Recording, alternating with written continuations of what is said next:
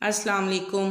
رسول اللہ صلی اللہ علیہ وآلہ وسلم نے فرمایا، اسلام کی بنیاد 5 چیزوں پر قائم کی گئی ہے۔ اول، گواہی دینا کہ اللہ کے سوا کوئی معبود نہیں اور بے شک حضرت محمد صلی اللہ علیہ وآلہ وسلم اللہ کے سچے رسول ہیں، اور نماز قائم کرنا، زکوٰۃ ادا کرنا اور حج کرنا اور رمضان کے روزے رکھنا۔ حدیث نمبر 8، صحیح بخاری کتاب ایمان کے بیان میں۔ سٹیٹس صحیح۔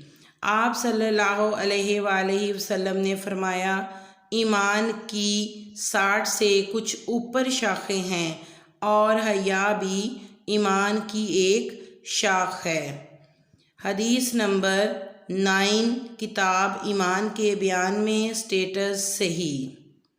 آپ صلی اللہ علیہ وآلہ وسلم نے فرمایا، مسلمان وہ ہے جس کی زبان اور ہاتھ سے مسلمان بچے رہیں۔ اور مہاجر کون ہے؟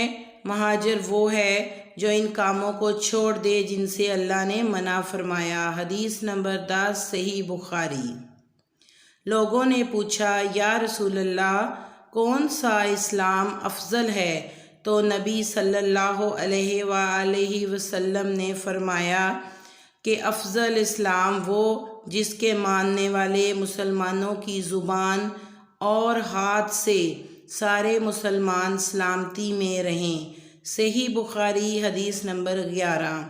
حدیث مبارکہ کی اس ویڈیو کو لائک کریں، چینل کو سبسکرائب کریں اور جتنا شیئر کر سکتے ہیں اس کو شیئر کریں۔